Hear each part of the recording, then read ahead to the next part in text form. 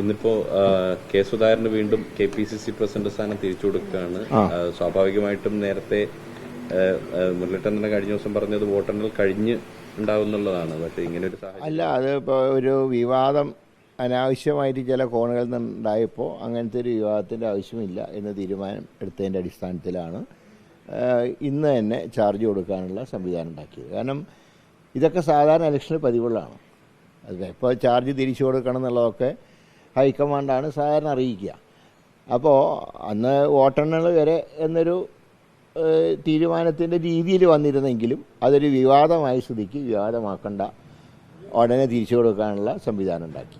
അപ്പോൾ അതിലൊരു വിവാദമില്ല. അദ്ദേഹം തന്നെ പറഞ്ഞല്ലോ ഇത് വിവാദമാക്കേണ്ടില്ല എന്ന് സുധാകരൻ തന്നെ സൂചിപ്പിച്ചു. ഏതായാലും കാരണം പാർട്ടിയിലൊരു നല്ലൊരു അന്തരീക്ഷം നിൽക്കുമ്പോൾ ഒരു അനാവശ്യ വിവാദം ഉണ്ടാക്കണ്ട എന്നുള്ളതിൻ്റെ അടിസ്ഥാനത്തിലാണ് ഇന്ന് തന്നെ അദ്ദേഹം ചാർജ് എടുക്കുന്നത്. ഈ MK രാഘവനെതിരെ പ്രവർത്തിച്ച നേതാക്കൾക്കെതിരെ നടപടി പെട്ടെന്നുണ്ടോ, എങ്ങനെയാണ്?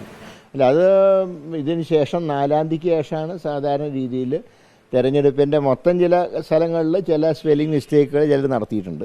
അങ്ങനെയുള്ളവർക്കെതിരെ കർശന നടപടി ഉണ്ടാവും. അക്കാര്യത്തിൽ യാതൊരു സംശയവുമില്ല. അല്ല, സാധാരണ രീതിയിൽ ഒരു ഇലക്ഷന് സാധാരണ സ്ഥാനാർത്ഥികൾ ആത്മസംയമനം പാലിക്കേണ്ടതാണ്.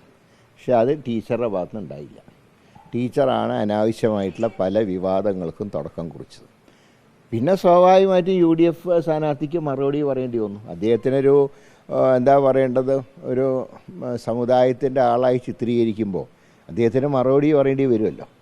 പക്ഷേ ഈ വിവാദം തുടങ്ങി വെച്ചത് ടീച്ചറാണ്. അതിൽ ആ ഒരു തെറ്റിൽ നിന്ന് CPMന് എത്രയാണെങ്കിലും രക്ഷപ്പെടാൻ കഴിയില്ല. ഞാൻ പറയട്ടെ, വടകരയിൽ അങ്ങനെ പ്രത്യേകിച്ചൊരു ധ്രുവീകരണം അല്ലല്ലോ. UDFന് അനുകൂലമായി മൈനോറിറ്റി കഴിഞ്ഞ ഇലക്ഷനിൽ ഒരുമിച്ച് നിന്നില്ലേ. മൈനോറിറ്റിയും മെജോറിറ്റിയുടെ വോട്ടും കിട്ടിയിരുന്നു. ഇത്തവണ അതുണ്ടാവും. അതിൽ കൂടുതലായിട്ടൊന്നും സംഭവിച്ചിട്ടില്ല. മൈനോറിറ്റി കൺസോൾട്ടേഷനും ഉണ്ടായിട്ടുണ്ട്, മെജോറിറ്റിയുടെ വോട്ടും കിട്ടിയിട്ടുണ്ട്. അപ്പോൾ ഈ രണ്ടിൻ്റെ അടിസ്ഥാനത്തിലാണ് ഞങ്ങൾ പറഞ്ഞത് 50,000-ൽ മുകളിൽ വോട്ടിനോടെ ജയിക്കുന്ന ഞങ്ങൾ പറയാൻ കാരണം കഴിഞ്ഞ തവണത്തെ അതേ അന്തരീക്ഷത്തവണയുണ്ട്. അല്ലാതെ ഒരു സമുദായവും മാറി നിന്നിട്ടില്ല. ഫോർവേഡ് കമ്മ്യൂണിറ്റിയും ബാക്ക്വേഡ് കമ്മ്യൂണിറ്റിയുടെ ഒക്കെ സഹായം കിട്ടിയിട്ടുണ്ട് വടകരയിൽ. അപ്പോൾ ഞങ്ങളുടെ അസസ്മെൻ്റ് അതാണ്. ഇപ്പോൾ അവരും LDF സമ്മതിച്ചല്ലോ, ഏതാണ്ട് ജയിക്കുന്ന ഒഴുക്കം മട്ടിൽ പറയുന്നല്ലാതെ ചിലപ്പോൾ ജയിച്ചേക്കാം എന്ന് വരെ പറയുന്ന അന്തരീക്ഷത്തിലെത്തിയല്ലോ. കഴിഞ്ഞ തവണ അവർ അതും പറഞ്ഞിട്ടില്ല എന്ന് ഓർക്കണം. അപ്പോൾ അതിൻ്റെ അർത്ഥം നല്ല ഭൂരിപക്ഷത്തിന് ഞങ്ങൾ ജയിക്കും. ഒരിക്കലും ആ രീതിയിലല്ല. ഞാൻ മാറുന്ന സമയത്ത് നല്ലൊരു ചെറുപ്പക്കാരനെ ഇട്ട് ഫൈറ്റ് ചെയ്യണം എന്നുള്ള ഒരു നിർദ്ദേശം വന്നിരുന്നു.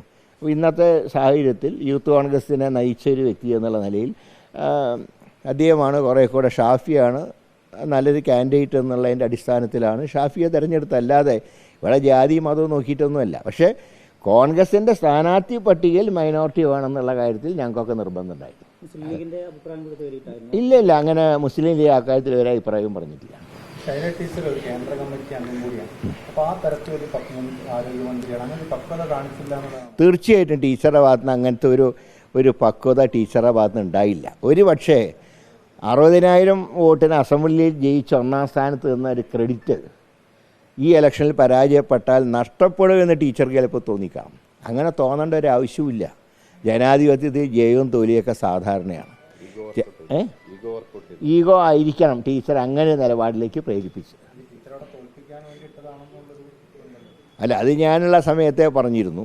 അതിപ്പോൾ എന്താണെന്ന് എനിക്കറിയില്ല. അതിപ്പോൾ എണ്ണി കഴിയുമ്പോഴേ ഭൂരിപക്ഷം 1 ലക്ഷത്തിലൊക്കെ മേലെ ആവുകയാണെങ്കിൽ ഒരു പക്ഷേ അത് വർക്ക് ചെയ്ത് കാണും.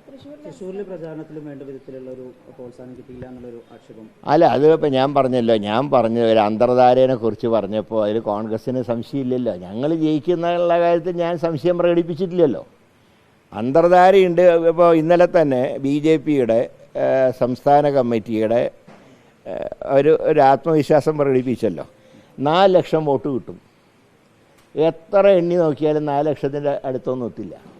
അപ്പോൾ അവരുടെ ധാരണ അന്തർധാര നന്നായിട്ട് വർക്ക് ചെയ്തു വന്നു. അത് വേറൊരു കാര്യം കൂടെ പറഞ്ഞു, 3,80,000 വോട്ടിന് UDF 2-ാം സ്ഥാനത്ത് എത്തുന്നു. അപ്പോൾ 4 ലക്ഷവും 380 ആകുമ്പോൾ പിന്നെ LDFന് എത്ര കിട്ടും എല്ലാം കൂടെ? അപ്പോൾ അതിൻ്റെ അർത്ഥം എന്താ? അന്തർധാര പ്രവർത്തിച്ചു എന്നാണ് സുരേഷ് ഗോപിയുടെ വിശ്വാസം. ഈ സുനിൽകുമാറിന്റെ മനഃപൂർവ്വം കാലുവാരി അല്ല, അദ്ദേഹത്തിനെ കാല് വാരിയതല്ല, CPI മൊത്തത്തിൽ ഘടകകക്ഷികളാരും പോകണ്ടെന്ന് ചിലപ്പോൾ CPI തീരുമാനിച്ചു കാണും. അല്ല, ഞാൻ അദ്ദേഹം 2ാം സ്ഥാനത്ത് വരണമെന്നാണ് എൻ്റെ ആഗ്രഹം. ഇതിൻ്റെ ഇപ്പോഴത്തുള്ള ആഗ്രഹം അതാണ്. ഞങ്ങൾ കണക്ക് കൂട്ടിയിട്ടുള്ളതും അദ്ദേഹത്തിന് 2ാം സ്ഥാനത്താണ് ഞങ്ങളുടെ കണക്ക്. അതാര് പറഞ്ഞു? അങ്ങനെ തോന്നുന്നു. എൻ്റെ ഇലക്ഷൻ കമ്മിറ്റിയുടെ കാര്യങ്ങളൊക്കെ നോക്കിയത് പ്രതാപനല്ലേ, പിന്നെ വെറുതെ ഞങ്ങളെ തമ്മിൽ എന്തിനാ അകറ്റാൻ നോക്കുന്നത്? അങ്ങനത്തെ ഒരു കുഴപ്പവും ഉണ്ടായിട്ടില്ല. എനിക്കും പരാതിയില്ല, ആരും അങ്ങനത്തെ പരാതി പറഞ്ഞിട്ടുമില്ല. പിന്നെ ഇതിനില്ലാത്ത പരാതി ഉണ്ടാക്കുന്നതിനാ? ഞാൻ പറഞ്ഞല്ലേ, ഒരു ട്രെൻഡ് ഇല്ലാത്തൊരു ഇലക്ഷനാണെങ്കിൽ ഒരു 35,000 വരെയുള്ള ഭൂരിപക്ഷം ഉണ്ടാവും. ട്രെൻഡ് ഉണ്ടെങ്കിൽ ചിലപ്പോൾ അത് എത്ര വേണമെങ്കിലും വരാം. എന്തായാലും വിജയകാര്യത്തിൽ ഞങ്ങൾക്ക് 1% പോലും സംശയമില്ല. ഇന്നലെയും ഞങ്ങൾ അതിൻ്റെ മൊത്തം കണക്കെടുത്തിരുന്നു. അതുകൊണ്ട് ആ കാര്യത്തിൽ 1% പോലും ഞങ്ങൾക്ക് ഡൗട്ടില്ല.